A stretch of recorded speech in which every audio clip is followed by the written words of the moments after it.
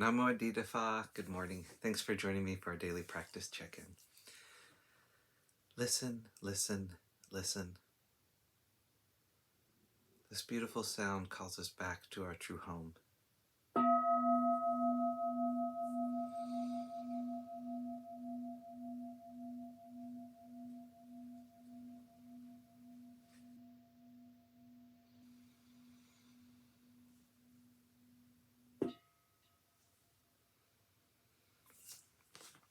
The first mindfulness training.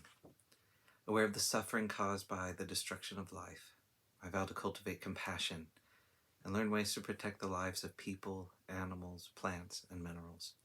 I'm determined not to kill, not to let others kill, and not to condone any act of killing in the world, in my thinking, or in my way of life.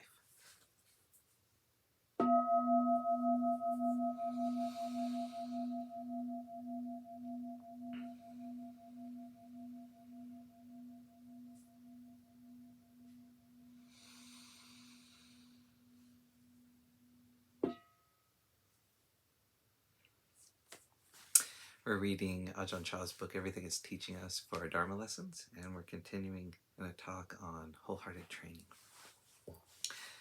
The monks who lived here then really practiced endurance to the utmost. We saw things through together, from beginning to the end. They have some understanding about the practice. After several years of practicing together, I thought it would be appropriate to send them out to their home villages to establish monasteries. Those of you who came later can't really imagine what it was like for us then.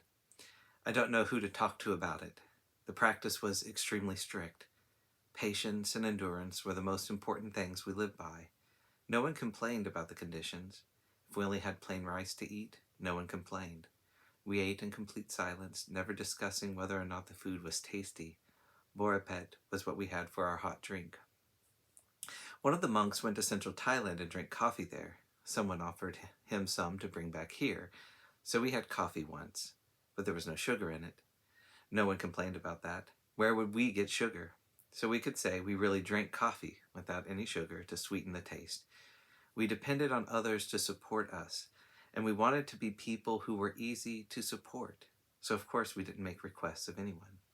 Like that, we were continually doing without things and enduring whatever conditions we found ourselves in.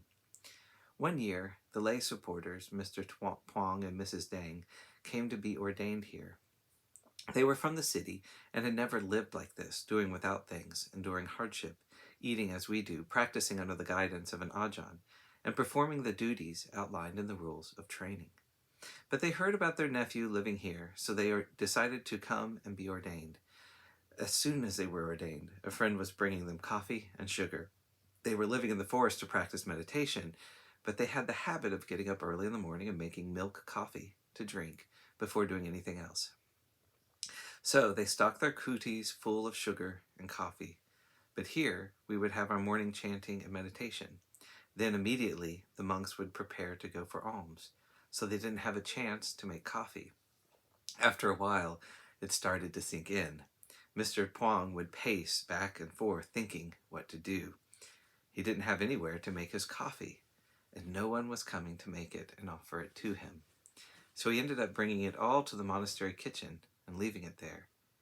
Coming to stay here, actually seeing the conditions in the monastery and the way of life of meditation monks really got him down. He was an elderly man, an important relative to me. That same year he disrobed. It was appropriate for him, since his affairs were not yet settled.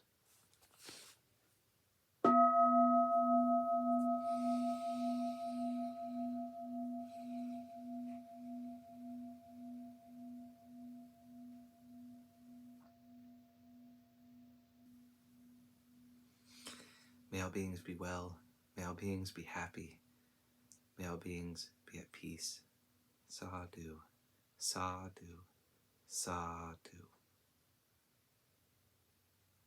Thanks for joining me today.